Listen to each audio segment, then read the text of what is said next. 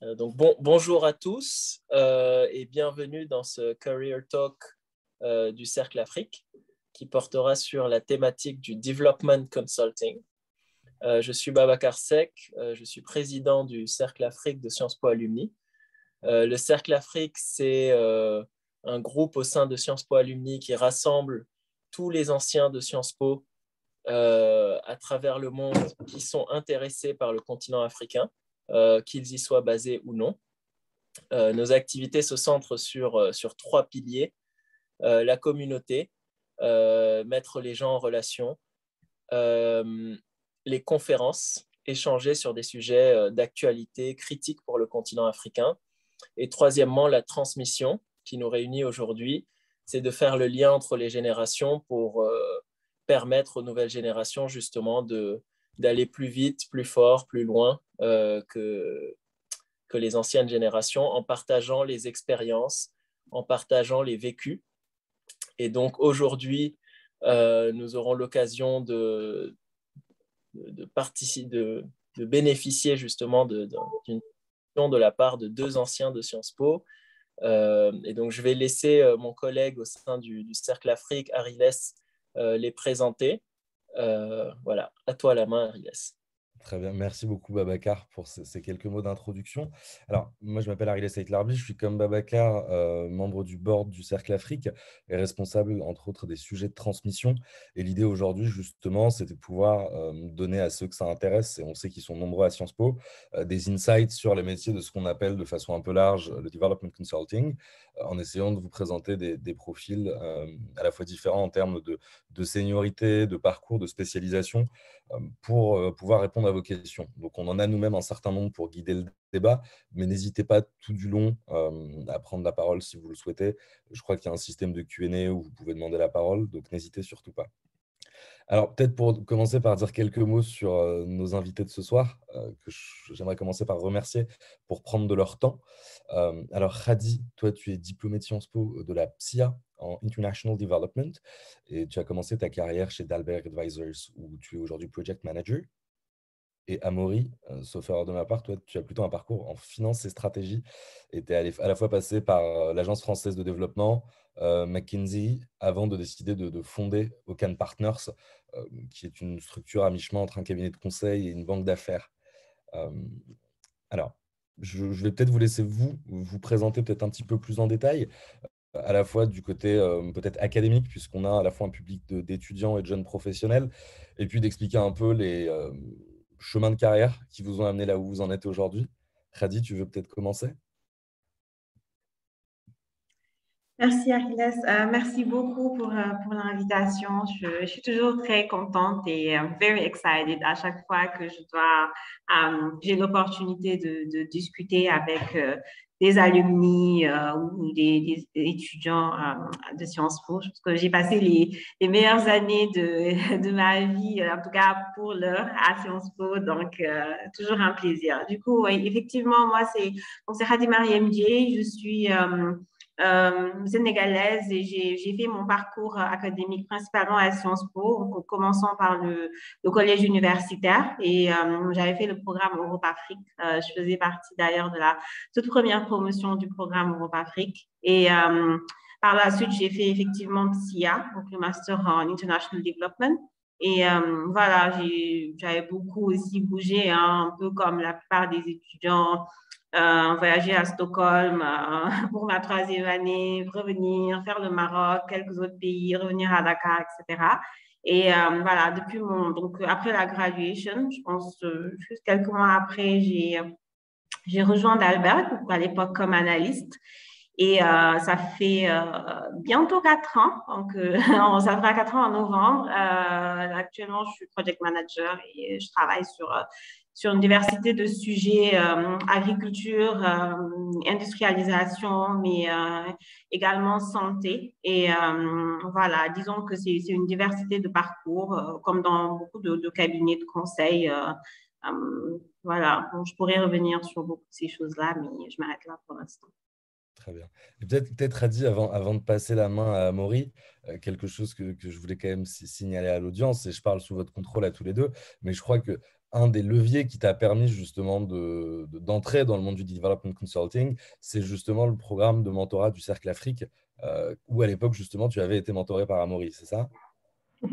Oui, je me souviens lorsque je parlais à Kachena, je pense, Kachenim, qui m'avait contacté. Et je lui disais que c'est une très belle surprise parce que, donc, moi, j'étais en dernière année et je travaillais en même temps. Donc, j'étais dans une fondation basée à Paris et je réfléchissais beaucoup au retour au Sénégal.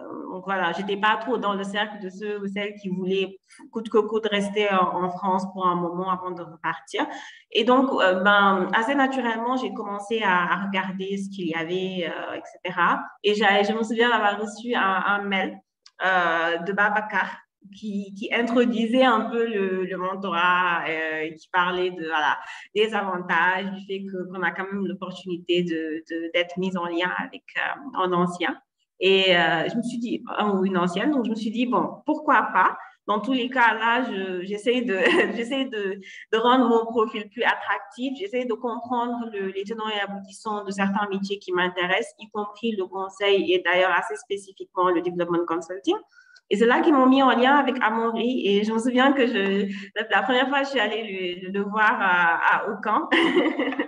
Et, c'était super parce que voilà, il m'a aidé à déjà avoir un CV plus béton, à savoir, à être très, maintenant que je suis dans le conseil depuis bientôt 4 ans, à être très attentif aux détails. Là, actuellement, je suis à fond dessus. Je pense qu'aucune virgule ne passe, mais c'était vraiment super utile. Et étant donné qu'il connaissait lui-même Dalberg, il n'avait pas hésité à même faire un mail à la partenaire et directrice à l'époque du bureau de Dakar pour lui dire il y a une ancienne de Sciences Po, elle finit sénégalaise, très intéressée, sûrement qu'elle postulera et pensez-y, etc. Donc, super grateful, Amaury. Et c'est un super programme. Donc, voilà. Top, merci. Amaury, tu veux peut-être aussi nous dire du coup quelques mots sur à la fois ton parcours, comment tu en es arrivé du coup à fonder Open? Avec plaisir. Donc, moi aussi, très heureux de participer à cette petite réunion-là. Vraiment très heureux de voir tous ces noms-là qui s'affichent, quelques portraits, quelques vidéos qui nous montrent les gens. Donc, voilà, très, très content de pouvoir répondre à vos questions. Très content, évidemment, de revoir mon vieux camarade Babacar, que je connais depuis un certain temps. Ariles, que je viens de rencontrer. Très content de revoir Khadi aussi, de voir qu'elle a bien mené sa barque. Donc, très heureux de tout ça. J'en profite d'ailleurs pour remercier vraiment de ce programme de mentorat qui est super. J'ai eu un nouvel étudiant cette année qui est un Ghanéen, avec un profil assez différent du tien, Khadi, mais un type extra, qui lui aussi est reparti sur le continent. Je veux dire que je l'ai un peu poussé aussi. Je vous expliquerai pourquoi si vous me posez la question. Donc, je trouve que c'est un super programme et moi, je suis ravi d'y participer. Alors, pour dire rapidement qui je suis, moi, je suis un peu plus vieux, donc j'ai fait un peu plus de choses par définition. À l'époque, Sciences Po, c'était en 3 ans. Et quand j'ai fini Sciences Po, j'ai essayé de monter une société à Bamako. Alors, à l'époque, on ne parlait pas de start-up. C'était une sorte de start-up. Ça a été un échec, mais c'est ça qui a lancé un peu ma carrière africaine et mon envie de travailler sur ce continent qui est, comme chacun d'entre vous le sait, fort passionnant, qui prend un peu aux tripes, où il y a des tas de choses à faire et où, voilà, pour des gens qui sont tenaces, un peu audacieux et qui aiment le continent, il y a beaucoup de choses à faire. Donc, c'était ça, c'était en 97. Je suis allé à Bamako avec un de mes petits camarades. On a passé 3 mois là-bas. On a essayé de monter en association avec un entrepreneur malien, une société de saisie de données informatiques. Et à l'époque, il n'y avait pas trop Internet, il y avait une électricité assez défaillante. Donc voilà, pour tout un tas de raisons, cette société n'a pas marché, mais c'est un peu ça qui m'a mis le pied à l'étrier africain. Ensuite, j'ai passé 7 ans à l'Agence française de développement. Je n'ai jamais voulu y rentrer, j'ai essayé d'en sortir à de multiples reprises. Et puis finalement, j'ai passé 7 ans à apprendre beaucoup de choses, à beaucoup voyager en Afrique, à travailler sur de très nombreux projets africains très divers. Le barrage de Manantali au Mali, des cotonnières au Nord Cameroun, des sociétés de crédit mutuel au Sénégal, des sociétés d'eau et d'assainissement en Tunisie, des sociétés d'électricité au Maroc. Enfin bref, c'était assez passionnant. Et au bout d'un moment, je dis les choses telles qu'elles sont, hein, je crois que la culture de l'AFD ne correspondait pas exactement à ce que je cherchais, puisque moi, j'avais toujours voulu monter une société. Donc, j'ai essayé de monter une autre société qui n'a pas marché non plus. Et puis, finalement, j'ai rencontré un de mes amis qui m'a dit, mais viens donc chez McKinsey, dont je n'avais jamais entendu parler. Moi, je n'avais jamais entendu parler de ce métier de conseil en stratégie. Mais bon, voilà, j'y suis rentré un peu par chance. Et je suis allé au bureau de Casablanca. Donc, j'ai fait 3 ans au bureau de Casablanca à travailler essentiellement sur des problématiques pour l'Office chérifien des phosphates, donc des problématiques minières, d'infrastructures, à travailler sur le plan Maroc Vert, qui est un plan de développement de l'agriculture du royaume chérifien, horizon 30 ans, ce genre de gros projets un peu publics, qui étaient vraiment extrêmement intéressants. Ensuite, j'ai essayé de remonter une société au Maroc, qui n'a pas marché non plus. Finalement, j'ai refait 1 an pour l'AFD en Afghanistan. Donc, vraiment un métier de base, hein, de développement de projet entre Kaboul et la frontière pakistanaise. Sachant qu'en fait, pour l'AFD, j'avais passé 3 ans dans les territoires palestiniens, à Gaza, en Cisjordanie. Donc, voilà, ça ressemblait un peu à ce que j'avais fait dans les territoires palestiniens. Donc, j'ai passé 1 an pour l'AFD. Et après, cette année, j'ai là monté une boîte qui marche plutôt bien. Donc, c'est il y a 10 ans, et donc c'était Ocan. Donc, une société qui a 2 métiers qui ont beaucoup évolué au fil du temps. D'abord, on faisait du conseil en stratégie, un peu à la McKinsey. Et aujourd'hui, on fait beaucoup de conseils en finance. Voilà un peu mon parcours. Top, merci beaucoup. Merci pour ces précisions. Alors, moi, j'aurais une première question pour peut-être ouvrir un petit peu le débat. Assez simplement, qu'est-ce que c'est que le development consulting et concrètement, en fait, pourquoi est-ce qu'on en fait une catégorie de métier à part entière par rapport à le travail d'un consultant en stratégie en Europe ou à ce que peut faire un banquier ou juste des gens qui travaillent en fait sur des questions de développement? Pourquoi en fait cette terminologie qu'on utilise en fait souvent sur les pays émergents, j'ai l'impression. Donc, qu'est-ce que ça recouvre exactement? Tu veux que je commence ou Kadi, tu veux commencer? Parce que je pense qu'on ne sera pas trop d'accord. Je pense qu'on ne sera pas trop d'accord. Oui, bon, allez, je peux commencer. La façon dont je le vois, effectivement, je pense que c'est un point important. C'est presque de dire que différentes boîtes et différentes mêmes personnes, en fonction de l'impact et du sens qu'ils donnent aux choses, hein, peuvent avoir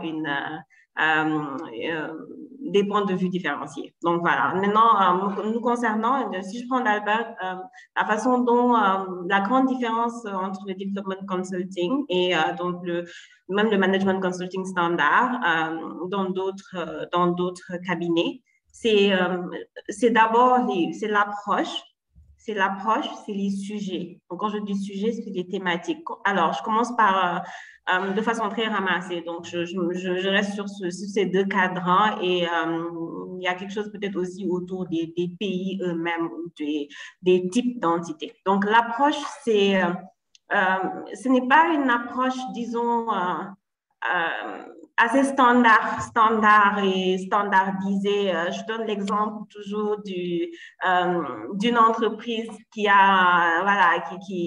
perd en revenus ou en tout cas qui a un chiffre d'affaires qu'il faudrait revoir. Et dans ce cas-là, il viendrait vers tout cabinet pour dire, bon, qu'est-ce qui se passe? On essaiera dans ces cas-là de regarder les coûts, de regarder des facteurs assez statiques, plus ou moins, de la vie de l'entreprise pour voir là où le problème se situe. Mais c'est une problématique complètement différente lorsqu'un client vient, il dit mon secteur agricole est foncièrement défaillant et j'ai envie de savoir comment résoudre la problématique de la productivité agricole dans un pays X. Dans ces cas-là, c'est très difficile d'adopter un cadran A ou B. Est-ce que c'est un problème de profit, c'est un problème de revenus, etc. Et même si, dans tous les cas, en tant que consultant, on se retrouve toujours à catégoriser, on pensera à des éléments de demande, à des éléments d'offre, etc. Mais les problématiques auxquelles on pense et les éléments qui contribuent à résoudre le problème sont par nature complexes, diversifiés, et il faut y penser avec un peu plus de recul et un peu moins presque comment dire, d'idées préconçues. Donc, c'est toujours en interne, on dit que c'est notre eternal battle.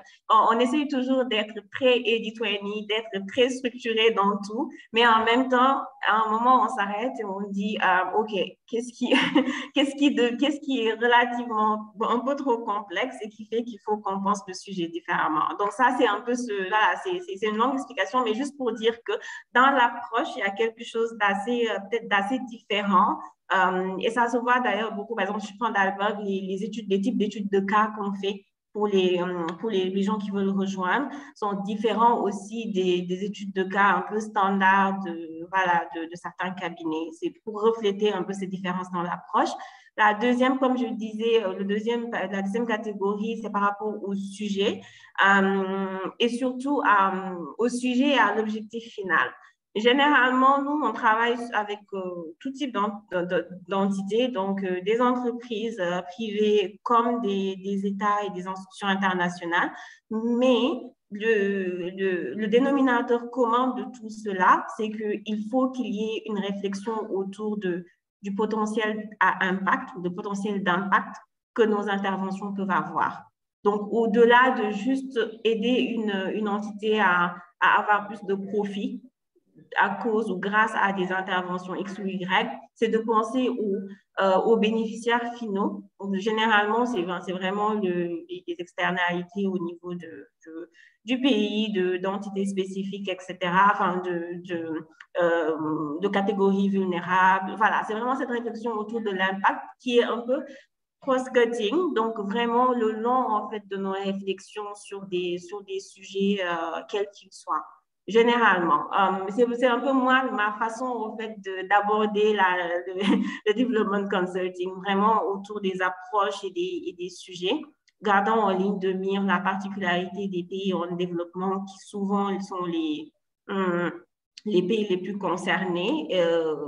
Particularité requiert diversité ou spécificité dans la façon de réfléchir aux enjeux. C'est très difficile de juste transposer des frameworks sans les repenser, en fait, lorsqu'on passe d'un projet à l'autre.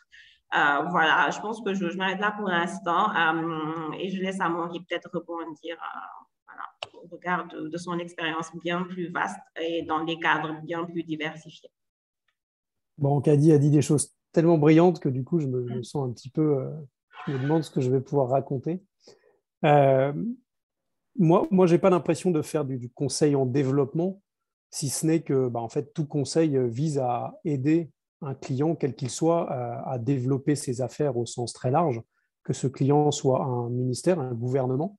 Nous, on a par exemple appuyé le gouvernement du Niger dans une stratégie de développement à très long terme de ses ressources en hydrocarbures. Alors, tous les gens disent quoi, les ressources en hydrocarbures? Bah oui, il se trouve que c'est une des rares ressources naturelles qui soit, avec l'uranium d'ailleurs, exploitée de façon industrielle au Niger.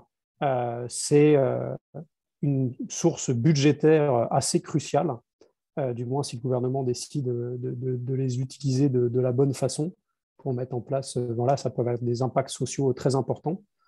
Donc voilà, ça c'est un exemple d'une mission de conseil en développement, mais ça peut être aussi quelque chose de très différent. On travaille par exemple pour des groupes comme Olam et Eurise, qui eux développent des projets agricoles en Afrique, des projets de zone économique spéciale. On vient d'ailleurs de sortir un rapport sur cette thématique, qui est une thématique extrêmement intéressante, puisque le groupe Eurise, en fait, qui est un groupe privé, mais dans lequel il y a des bailleurs de fonds africains, à travers Africa Finance Corporation, développent donc des zones industrielles qui créent des dizaines de milliers d'emplois et font ça en partenariat public-privé avec des gouvernements africains. Donc là, on a un deuxième cas d'un privé qui développe un PPP avec un partenariat avec un partenaire africain qui est un État et un bailleur de fonds qui s'appelle EFC pour, encore une fois, encourager ce développement qu'on pourra définir d'ailleurs qu'est-ce que ça veut dire le développement. Troisième exemple, on travaille sur différents projets de M&A, de fusion-acquisition. On est en train, par exemple, de lever une vingtaine de millions d'euros pour une société qui est installée au Gabon, qui fait du plaqué, du déroulé de bois, donc qui contribue à la structuration de ce secteur du bois Je rappelle juste que l'interdiction des grumes, ça date de 10 ans, et donc on est au début de l'industrialisation de ce secteur du bois au Gabon, qui est extrêmement créateur de valeur monétaire, mais aussi qui est extrêmement créateur d'emplois. Donc là aussi, c'est un travail de conseil en développement, mais qui est assez différent. On travaille purement pour un privé. On peut travailler, par exemple, pour des fonds d'investissement. Nous-mêmes, on contribue à la structuration de fonds d'investissement. Donc, on appuie des équipes de gestion qui lèvent des fonds, ces fonds ayant vocation à être investis dans différents secteurs. On a aidé un fonds, par exemple, d'agroforesterie à lever de l'argent, à se structurer à lever de l'argent. On a aidé un fonds hôtelier à lever de l'argent et à faire sa première opération. Donc là aussi, c'est du conseil en développement, mais très différent du premier exemple que je citais tout à l'heure, qui était un exemple où on avait en face de nous un ministère des hydrocarbures du Niger. Là, je viens de finir une mission aussi pour le ministère des Pêches en Mauritanie. J'avais en face de moi un ministère des Pêches. Et à l'extrême autre côté, j'appuie une société qui va lever 20 millions d'euros pour développer cette société privée. Et tout ça, en fait, c'est du conseil en développement. Pourquoi ? Parce qu'on espère effectivement que les impacts au sens très large, impact en termes de retour sur investissement, on travaille dans une économie capitaliste, les économies socialistes ont disparu d'Afrique maintenant, pour le meilleur et pour le pire, probablement, ça pourrait être un autre débat. Donc on travaille pour un développement de la valeur monétaire, si je puis dire, des TRI, comme on dit. On travaille aussi parce que ces projets créent de l'emploi. Et donc, l'emploi, c'est ce qui permet aussi à ces dizaines de millions de jeunes Africains qui arrivent sur le marché du travail de trouver un job et de pouvoir vivre décemment. On travaille aussi sur des projets dont on espère que l'impact environnemental n'est pas trop mauvais. Voilà, c'est tout ça un peu qu'on doit prendre en compte quand on développe ces projets pour des clients, quelle que soit leur nature.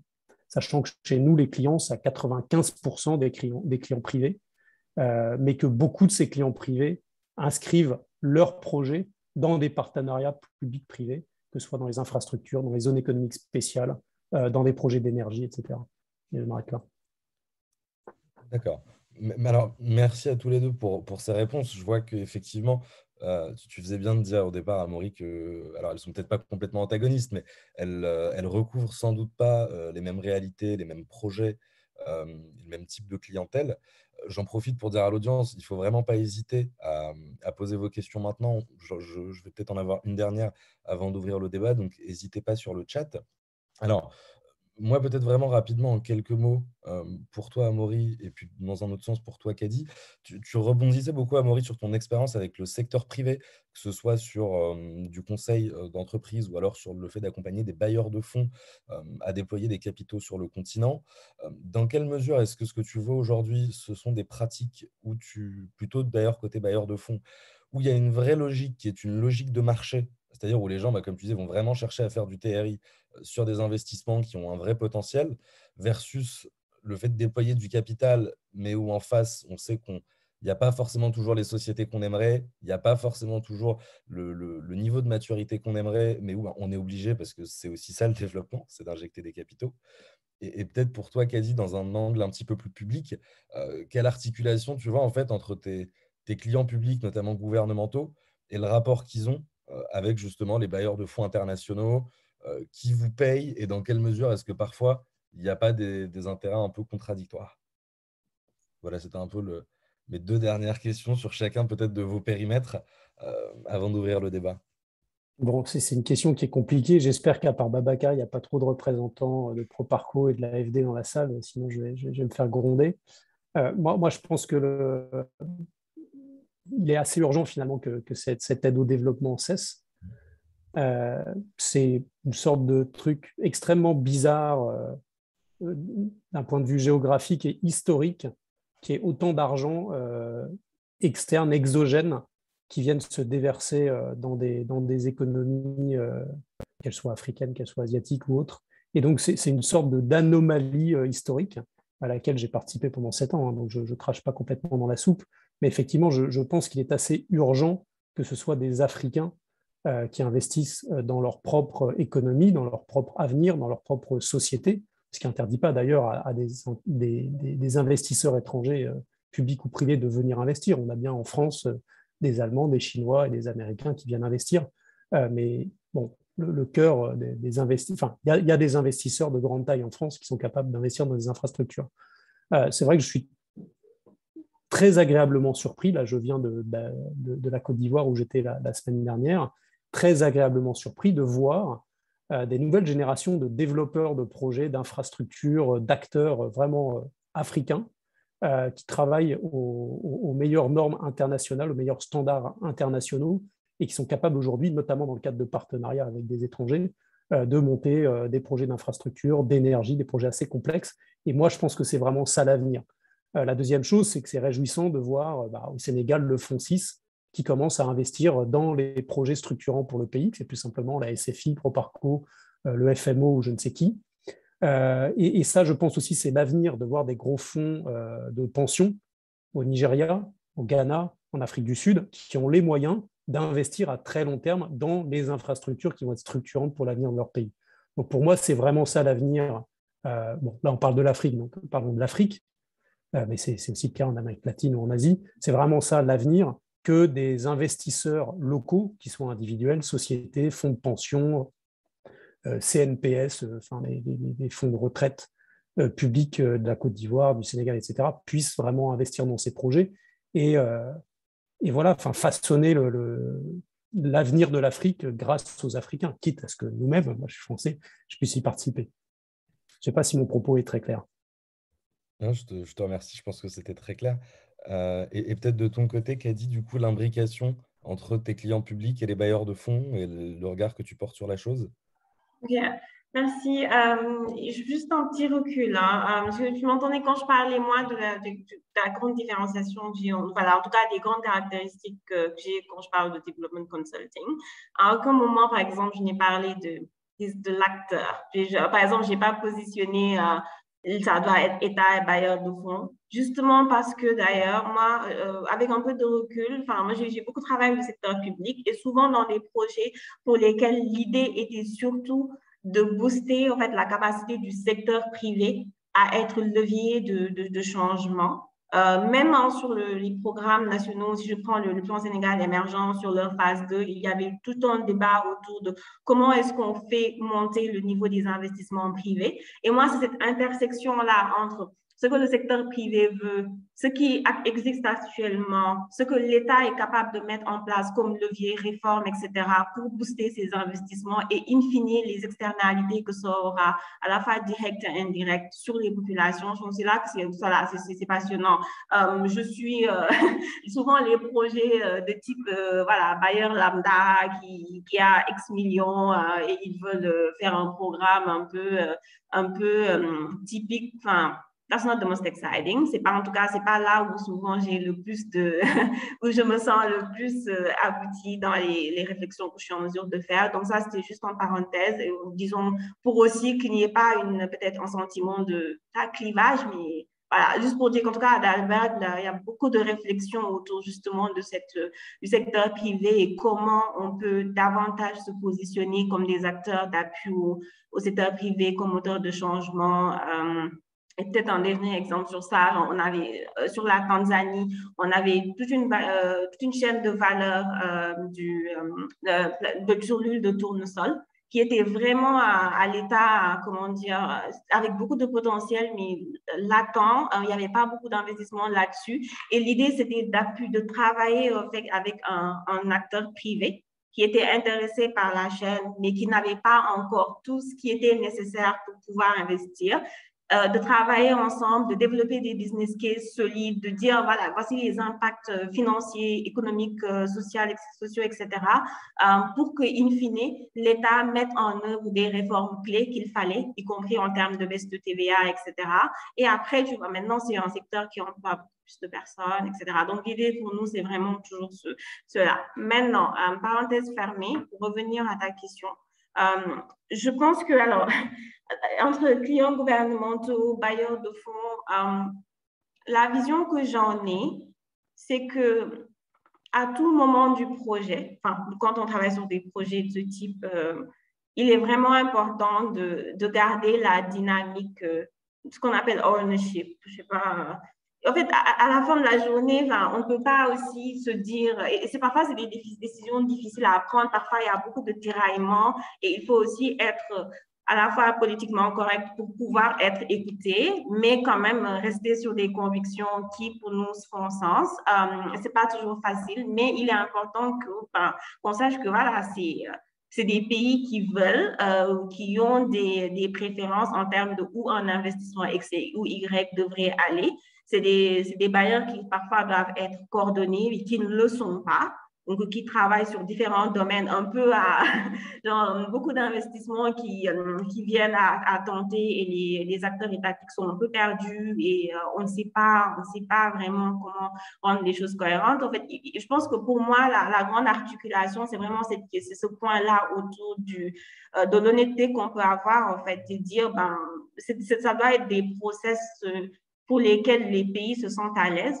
Et dans ces cas-là, est-ce qu'on peut peut-être utiliser des outils qui nous sont propres, des cadres de co-création pour pouvoir justement mieux positionner les acteurs publics au centre, plutôt qu'au fait de faire l'inverse, faire répondre voilà, utiliser les fonds pour répondre à des agendas plus ou moins. Je dis ça, mais juste dans un monde idéal. Hein. Donc ça, c'est un peu mon ressenti et c'est pour ce sur quoi j'essaie de pousser beaucoup dans les projets. Il y a des cas où c'est un peu plus compliqué parce que voilà, il y a déjà des discussions qui sont au-delà de notre cadre d'intervention, disons. Mais to me, ownership is key, disons. Parfait, c'était très clair.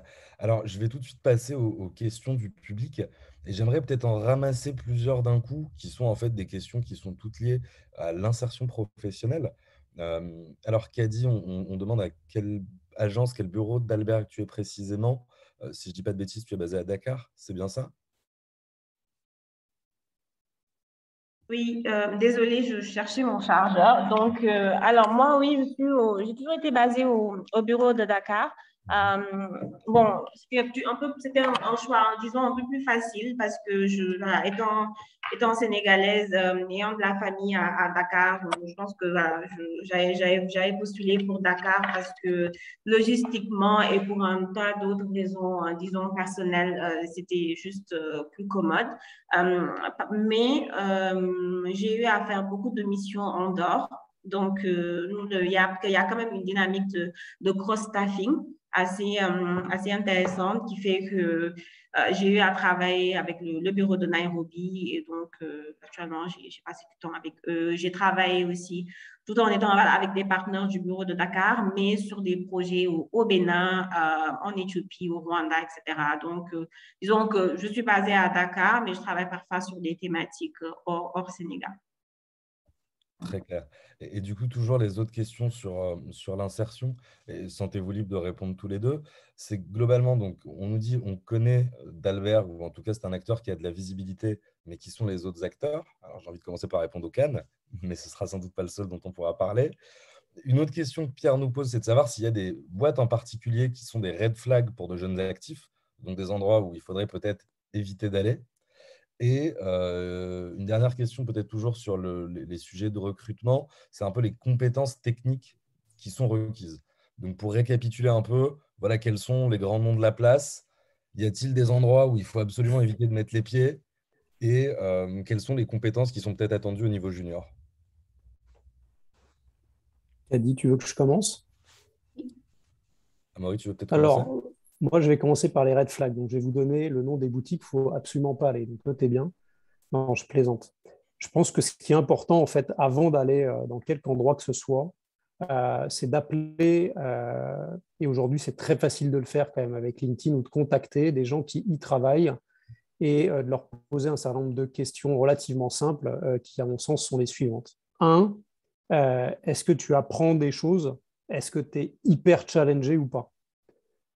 Deux, est-ce que tu es challengé, tu apprends des choses, tu te donnes du mal, c'est un peu dur, mais tout ça est fait avec bienveillance. Parce que bon, c'est un terme qui est beaucoup utilisé un peu à toutes les sauces, mais je pense que c'est important de travailler avec des gens et avec des clients qui sont quand même sympas, qui sont exigeants, mais qui sont sympas, parce qu'on n'a qu'une vie.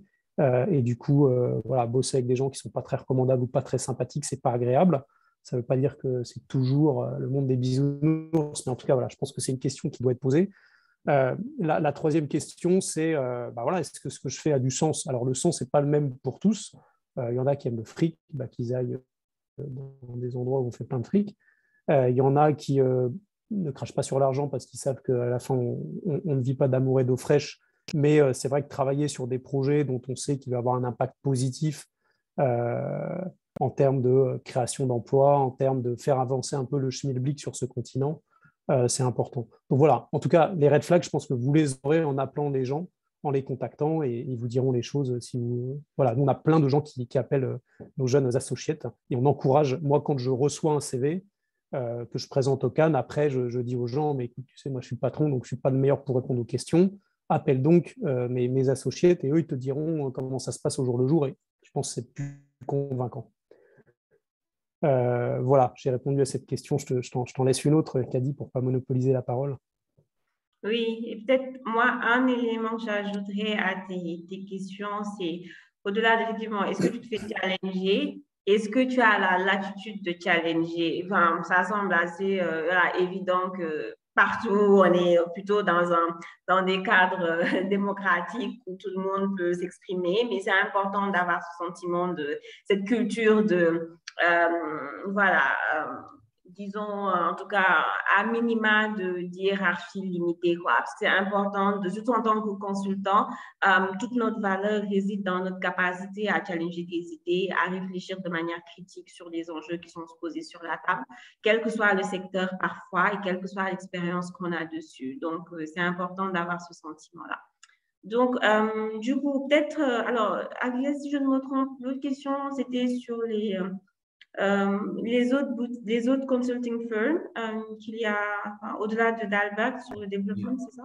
C'était les autres boîtes éventuellement qui existent sur le marché pour peut-être donner des perspectives de recherche et le skill set attendu pour des candidats sur des profils plutôt juniors, de ce que disait la question, qui souhaiteraient intégrer des maisons comme celle-là. Ok. Je pense par le dernier. Sur le skill set, pour moi, c'est quand même assez, comment dire, c'est assez ouvert. Donc, si je regarde les collègues que j'ai déjà, en tout cas en termes de background académique, c'est vrai que voilà, des profils qui ont fait stratégie ou même development studies, parce que c'est dans certains cas, ça peut sembler assez naturel que oui, parce que tu as travaillé sur les enjeux de développement, donc tu travailles sur le consulting, même si dans le fond, il y a d'autres skill sets complètement différents que ça peut requérir. Mais voilà, j'ai aussi des collègues qui sont ingénieurs de formation, un autre qui a fait carrément biologie, microbiologie. C'est juste pour dire que vraiment, voilà, le background académique, il peut être très diversifié. Et en tout cas, à Dalberg, c'est quelque chose que d'ailleurs, à laquelle on donne beaucoup de valeur parce que cette capacité-là à venir d'environnements complètement différents et à réfléchir ensemble sur un sujet et réussir à résoudre le problème, c'est assez intéressant, quoi. Donc, ça, moi, je ne ferme pas nécessairement de porte. Maintenant, il y a des prédispositions ou disons des capacités qui sont beaucoup appréciées en interne, justement juste le sens critique surtout. Après, je ne sais pas où ça prend. Je sais qu'au collège universitaire, j'avais l'impression que c'était un peu ce qu'ils nous demandaient. Voilà, rien n'était très clair, on faisait un peu de tout. Et après, ils nous disaient, mais l'idée, c'est de vous aider à vraiment réfléchir surtout et d'être assez critique sur les choses. Au fond, je pense que ça m'a un peu aidé quand même. Donc, vraiment, c'est juste avoir toujours des perspectives, un recul, en fait, sur les choses. Donc, ça semble assez, peut-être, high-level vague, mais ça aide, en fait. Ça aide surtout par rapport au deuxième skill set au deuxième skill set que je voulais aborder, qui est un peu tout ce qui est adaptabilité. Ça peut être assez déroutant de passer de la santé pendant 1 mois et demi à l'énergie le mois d'après pendant 2 autres mois, puis tomber carrément sur l'éducation pendant 3 autres mois. Le tout, donc, en gros, 4 secteurs complètement différents parfois dans une même année. Parce que d'abord, souvent, on a aussi des missions assez qui peuvent être un peu courtes, et ça s'enchaîne. Donc, si on n'a pas cette capacité à s'adapter, à penser les frameworks malgré le secteur, ça peut être un peu stressant aussi. Donc, je pense qu'il y a un peu quelque chose autour de ça. Et après, ça aide quand même d'avoir aussi un peu de background quanti pour ne pas avoir trop à rattraper quoi, sur tout ce qui est modèle simple à faire. On n'en fait pas toujours et pas sur tous les projets, mais voilà, mais sinon, on apprend aussi sur le tas, mais ça peut aider. Disons que moi, c'est des choses que je vois comme ça. Et un autre truc, un dernier, qui n'est pas vraiment un skill set, c'est juste une attitude. Et je pense que c'est quelque chose qui est important, en fait, comme attitude. Lorsqu'on travaille sur des sujets de développement, enfin, on peut passer des heures à réfléchir sur cette question du développement et il peut y avoir un angle assez, dans certains cas, assez condescendant dans la façon de l'aborder. Donc, moi, je fais très attention. Mais pour moi, il y a une certaine humilité à garder, en fait. C'est-à-dire, je travaille sur des sujets de développement. Sur le continent africain, je suis sénégalaise, mais je n'entends pas du tout connaître tout le continent, bien loin de là, et même le Sénégal lui-même. Je veux dire, moi, j'ai découvert d'autres régions du Sénégal lorsque j'ai rejoint Dalberg. Donc, pour dire qu'en fait, il faut vraiment être humble dans la façon dont on aborde les choses. On n'est pas des consultants des dieux qui connaissent un peu tout.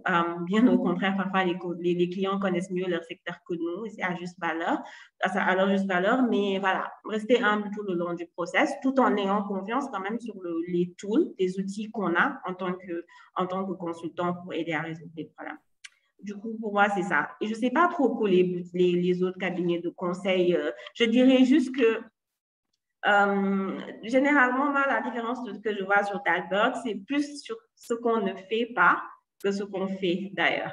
Je veux dire, à McKinsey ou Price, il vous arrivera de faire des projets pour aider un gouvernement à développer une stratégie. Parfois, on bite sur des projets similaires avec d'autres cabinets de conseil, entre guillemets, standards. Donc, souvent, c'est surtout qu'eux, ils feront bien d'autres choses qui sont en dehors du cadre de ce qu'on fait, mais il vous arrivera aussi d'en faire, j'imagine. Voilà, mais peut-être que Amaury, tu as plus de suggestions là-dessus par rapport aux autres cabinets. Alors peut-être pour étayer un peu l'échange, parce qu'il y a une autre question qui est revenue là-dessus, en disant les grands cabinets de conseil et d'audit en fait développent leur practice Africa Desk. Quelle différence entre eux et les cabinets de development consulting? Et je pense que ça recouvre en fait la question qu'on avait au départ, qui était quelle est la définition de ce métier. Donc peut-être pour être un peu, pour caricaturer un peu, Amaury, est-ce que tu pourrais expliquer, soit en termes de métier, soit peut-être plus en termes de problématique, parce que je pense que le sujet est là, qu'est-ce qui fait la différence entre un Ocan, un Dalberg, un McKinsey, un Deloitte dans leurs activités sur le continent? Qu'est-ce qui se recoupe et qu'est-ce qui est différent en fait? Bon, d'abord, qu'est-ce qui différencie Caddy disait qu'il fallait faire preuve d'humilité. Donc, nous, on est 10, on a 10 ans. Dalberg, ils sont je ne sais pas combien de milliers. Expérience. McKinsey, ils sont je ne sais pas combien de dizaines de milliers. Ils ont plus d'une centaine d'années. Donc, bon, il n'y a pas trop photo. Mais au-delà de cela, je pense que c'est une fausse question, en fait, un petit peu. Je ne sais pas ici si tout le monde a envie de faire du development consulting. Je pense que ce qui est important, en fait, c'est de se trouver dans une boîte avec des gens qui sont sympathiques, qui sont intelligents, qui sont idéalement plus intelligents que soi. Moi, j'ai un client qui m'a dit un truc qui m'avait beaucoup vexé à l'époque, et puis je me suis dit qu'il avait raison. C'est qu'un jour, il me dit, tu sais, Amaury, je trouve que tu es vraiment très fort. Il me dit, ah bah, super, tiens, c'est un client qui est content. Et puis il me dit, tu vois, j'ai remarqué, en voyant les gens qui t'entourent, qui sont toujours beaucoup plus brillants que toi. Et c'est une vraie qualité. Alors, je me suis dit, mais quel salopard quand même, c'est un peu moche. Mais en fait, c'est vrai. Je pense qu'il faut aller dans des boîtes où vraiment vous allez travailler avec des gens qui sont super smart. Moi, quand je suis allé chez McKinsey, j'avais déjà 29 ans, donc j'étais plutôt vieux pour arriver dans un cabinet de ce style. J'avais déjà fait 6 ans à l'AFD, j'avais eu des projets à déployer un peu partout en Afrique, soit indirectement, soit directement. J'avais des centaines de personnes qui bossaient pour moi. Et je suis arrivé chez McKinsey, j'étais toujours le plus débile de la salle, quoi. Le moins structuré, le plus à la ramasse. Donc voilà, je pense qu'il faut arriver à rentrer dans des cabinets, quels qu'ils soient minuscules comme le nôtre, qui soient un peu plus gros comme Dalberg ou qui soient carrément gigantesques comme McKinsey, mais vous allez avoir des collègues super motivants, travailler sur des très beaux projets. Ils ne le seront pas tous, mais il y en aura plein. Et puis, vous aurez un peu de choix aussi pour prendre tel ou tel projet au bout d'un moment. Mais c'est ça qui est important, quoi. C'est travailler à l'endroit où vous voulez travailler. Donc, pour les Africains, et d'ailleurs pour les non-Africains, je recommanderais d'aller en Afrique parce que c'est là qu'il y a des besoins, quoi, réellement.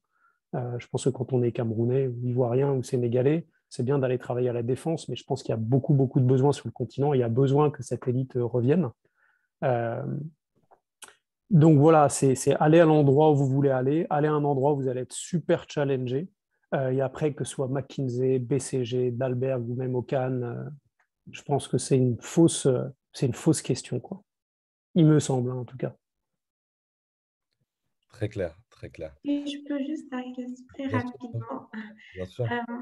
En tout cas, sur le point autour des cabinets qui renforcent, hein, s'ouvrent davantage à certaines parties de l'Afrique et donc qui développent des pratiques dédiées, etc. Généralement, on aime bien en interne faire la blague du bon.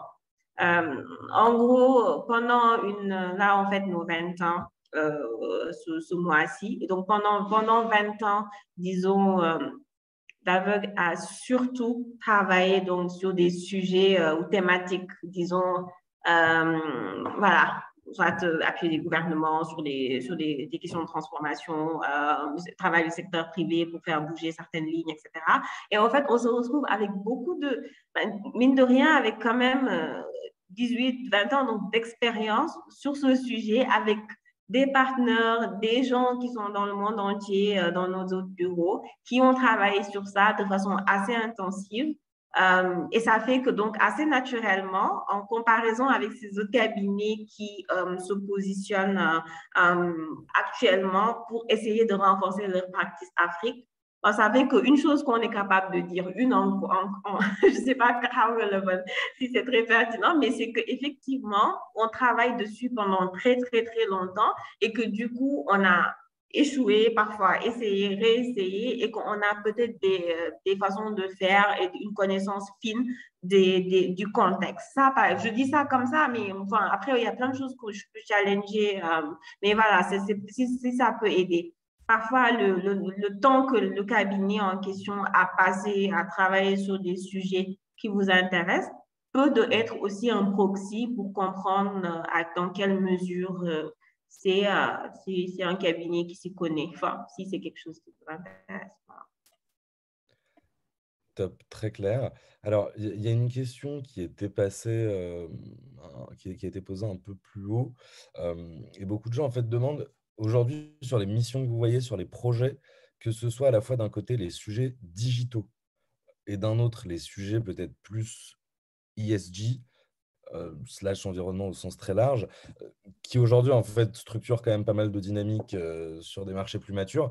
Est-ce que c'est des choses que vous voyez aussi chez vos clients? Qu'est-ce que vous pouvez dire de ces deux tendances un peu structurantes, digitales et environnementaux, sur les projets que vous voyez au quotidien? Alors, moi, je vais essayer d'être bref parce que c'est quand même des sujets très, très larges. Je suis intervenu il y a quelques jours, quelques semaines, dans le cadre d'une petite conférence de l'Africa CEO Forum, où j'ai présenté justement notre dernier rapport sur les zones économiques spéciales. Et notre dernière recommandation, il y a 6 recommandations dans ce rapport. La dernière, c'est en fait de bâtir des zones économiques spéciales, des parcs industriels, qui soient, dès leur conception, des outils qui respectent les meilleurs standards en matière environnementale et sociale. Ça paraît un petit peu contre-intuitif. On va se dire, bon, en fait, nous, on a balancé toute notre industrie en Chine. La Chine va balancer toute son industrie. Ils vont balancer en premier les trucs un peu dégueulasses. En fait, non. Nous, les zones industrielles sur lesquelles on travaille, paradoxalement, un des grands arguments de compétitivité de ces zones, et ce n'est pas juste le monde de bisounours, c'est le monde du capitalisme, c'est qu'ils disent, nous, on respecte des standards sociaux, on respecte des critères de traçabilité des matières premières, on respecte des critères environnementaux hyper stricts de standards mondiaux, et c'est justement un avantage comparatif par rapport, par exemple, à des zones qui peuvent se trouver au Bangladesh ou ailleurs. Donc, c'est non seulement, en fait, voilà, un peu une mode de protéger l'environnement, tout ça, le carbone, c'est un peu c'est un peu, comment dire, l'enfonçage de porte ouverte, tout le monde prétend faire ça, mais en réalité, plus fondamentalement, en termes de business, c'est quelque chose qui aujourd'hui est hyper crucial.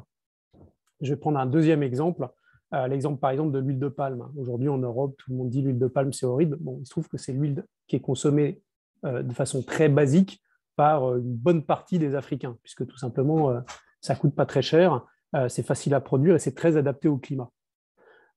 Aujourd'hui, on ne peut plus faire de l'huile de table qui ne soit pas RSPO. Et donc ça aussi, c'est très positif. Et ça aussi, c'est un argument de compétitivité, c'est que cette huile de palme africaine soit RSPO et que donc elle puisse s'exporter. Et voilà, donc ça me paraît être assez intéressant de voir ça, non pas comme une contrainte, mais comme un vrai argument de compétitivité, notamment par rapport à des Asiatiques, à des Sud-Américains ou autres qui ne feraient pas aussi bien les choses. Très clair.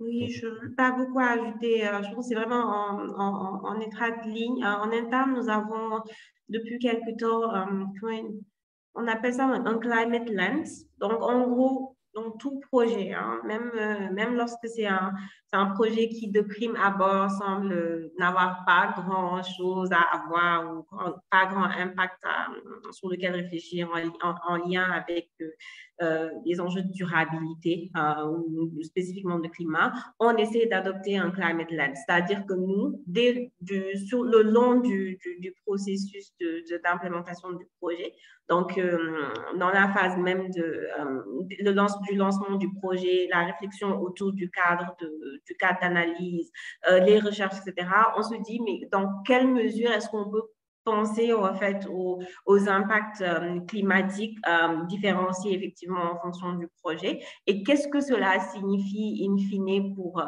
nous en termes de recommandations à faire pour le client.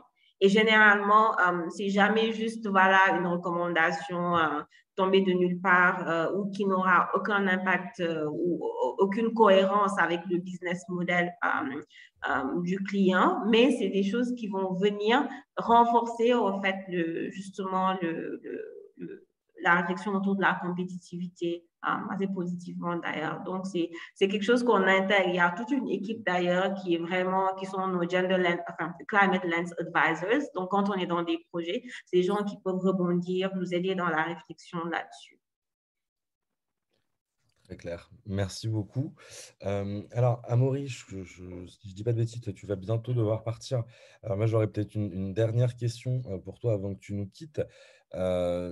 Tu as fondé et tu diriges aujourd'hui un cabinet panafricain, mais dont la base de lancement reste Paris.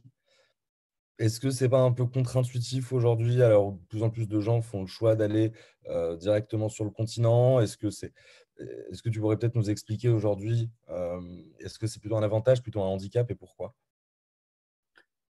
Écoute, aujourd'hui, moi, il me semble que c'est un super avantage. Je vais t'expliquer pourquoi de façon assez simple, au-delà de toute idéologie ou de tout présupposé. Aujourd'hui, nous, on travaille beaucoup à Madagascar, à l'île Maurice, au Kenya. J'ai beaucoup travaillé au Niger, je travaille beaucoup en Mauritanie. La semaine dernière, j'étais en Côte d'Ivoire, on va beaucoup au Gabon. Je travaille pour un gros client marocain. On est 10. Où est-ce que je m'installe? Alors, est-ce que je m'installe à Casablanca? Dans ce cas-là, alors allez dans l'océan Indien, laisse tomber, quoi. Est-ce que je m'installe à Nairobi, qui est une ville extraordinaire qui pulse à fond, ou en Éthiopie, qui est dans un pays, bon, malgré les quelques problèmes actuels, est un pays extraordinaire? Dans ce cas-là, comment est-ce que je vais en Côte d'Ivoire? Tout ça deviendrait complètement délirant. Donc, nous, on ne se prend pas pour qui on n'est pas, hein. On est une petite coquille de noix, une belle coquille de noix, une petite coquille de noix. Et le fait d'être à Paris nous permet d'être rapidement proche de nos clients, nous permet aussi de voir très souvent nos clients africains qui passent un moment ou un autre par l'Afrique. Hein. C'est le cas de beaucoup de francophones qui vont installer leurs enfants pour la rentrée scolaire, qui vont se faire soigner, qui viennent pour le business, qui font escale à Paris. Et donc, on les voit à Paris. Et nous, on a la chance d'avoir un grand et beau bureau. Et du coup, nos clients africains, ils viennent 2 heures, 3 heures, on leur donne un bureau, ils s'installent chez nous, on s'informe des dernières nouvelles, on fait du business. Et donc, pour nous, aujourd'hui, ça a énormément de sens. Donc, on a eu des réflexions, notamment dans le cadre de partenariats éventuels avec des nouvelles personnes qui pourraient nous rejoindre, d'avoir un petit bureau à Casablanca. Là, j'étais à Abidjan, je me disais, c'est extraordinaire, Abidjan, j'aimerais trop avoir un bureau et m'installer 3 ans pour monter un bureau. Ce n'est pas fermé, mais aujourd'hui, la réalité, c'est que le fait d'être à Paris, à Londres ou à Dubaï, c'est top quand on a une activité panafricaine, sauf si quand on est comme McKinsey ou comme Dalberg ou comme BCG, on commence à être assez gros. Et dans ce cas-là, évidemment, ça a du sens d'avoir des bureaux locaux. Mais sinon, pour nous, aujourd'hui, ça n'a aucun sens. Très clair, merci beaucoup. Je crois que tu vas devoir nous quitter, donc merci en tout cas d'avoir pu être là avec nous ce soir. Et puis, on espère te revoir, j'espère rapidement sur peut-être un autre type de talk. Mais en Eh tout bien, cas, écoutez, merci pour cette invitation. Ravi d'avoir revu certains et vu d'autres. N'hésitez pas à nous contacter. Moi, je m'étais promis de jamais recruter de Sciences Po. J'arrête pas de recruter des Sciences Po. Et donc, comme quoi, on peut toujours changer d'avis et ce sont des excellents associates et seniors associates. Donc, c'est top. J'en jugeais trop par moi. Je me disais que je me recruterais jamais moi-même. Mais encore une fois, je me suis entouré de gens qui étaient bien mieux que moi et donc qui viennent en bonne partie de Sciences Po et je m'en félicite. Voilà. Merci beaucoup. Et Babacar, j'espère voir bientôt de nouveaux étudiants dans le programme de mentoring, qui, à mon avis, est un super programme. Merci beaucoup, Amaury. On relancera le programme de mentoring cette année, comme chaque année, et vous serez tous informés, et toi, bien sûr, le premier. Merci à chacun pour cette bonne organisation. Au revoir. Au revoir. Alors, on va rester encore une quinzaine de minutes avec Kadi. Il y a un certain nombre de questions qu'on a vu passer et qu'on n'a pas encore eu le temps de prendre. Et je pense notamment à une question qui a été posée au début par Roxane qui disait: ma question porte sur le débat autour de la décolonisation des idées et des différentes conceptions du développement, surtout face au défi global de la transition vers un développement durable. Comment percevez-vous le secteur évoluer dans ce contexte? Ça, je pense que c'est une bonne question de Sciences Po.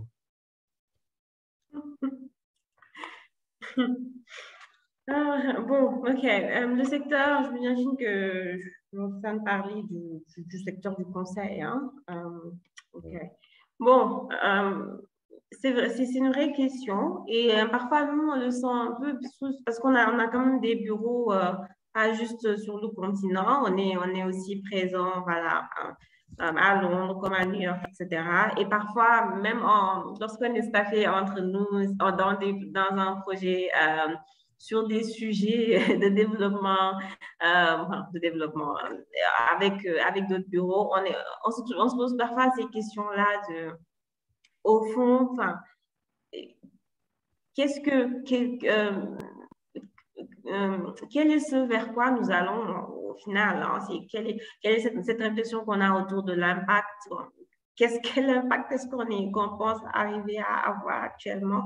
Est-ce que parfois, en travaillant avec des acteurs qui peut-être eux-mêmes ne sont pas organisés dans leurs objectifs pour le continent, on n'est pas en train d'aller aussi droit au mur ou on n'est pas à davantage diversifier certaines pratiques qui pourtant ne sont pas préférables, etc. Juste pour dire que c'est vraiment des réflexions qui ne s'arrêtent pas. Donc, nous, on a parfois nos propres crises existentielles en tant que d'un staff à l'autre en fonction du moment, en fonction du projet.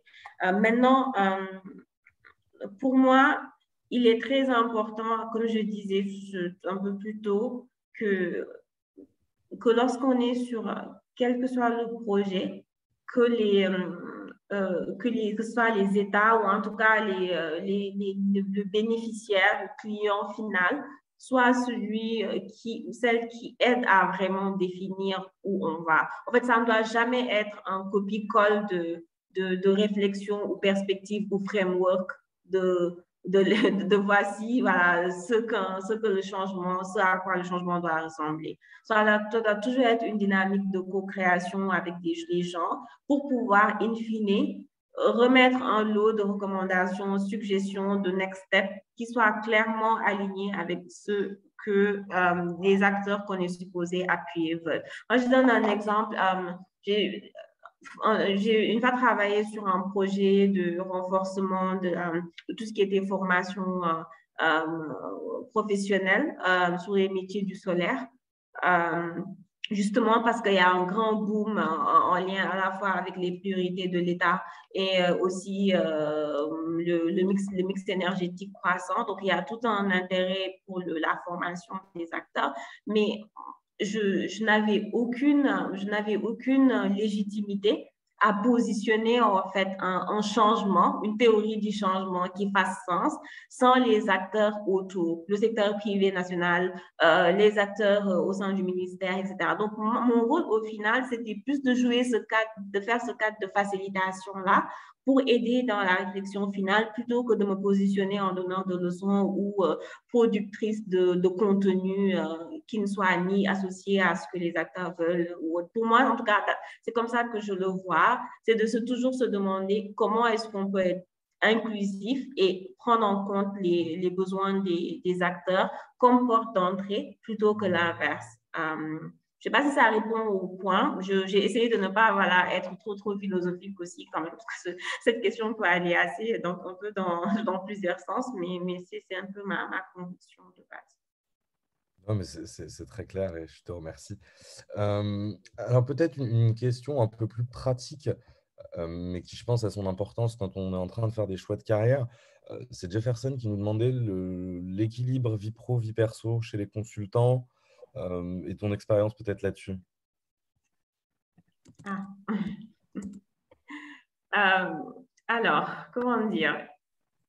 Déjà, il y a tout un débat, nous on l'a aussi parfois sur qu'est-ce que l'équilibre vie pro, vie perso. Je pense l'impression que ce qu'on appelle le work-life balance, différentes personnes peuvent même avoir différentes visions ou réflexions là-dessus.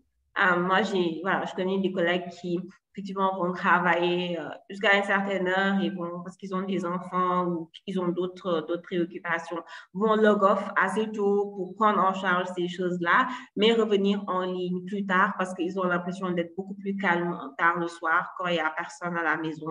Je dis comme ça. À mon sens, oui, le conseil, c'est demanding. Ça, il faut le savoir.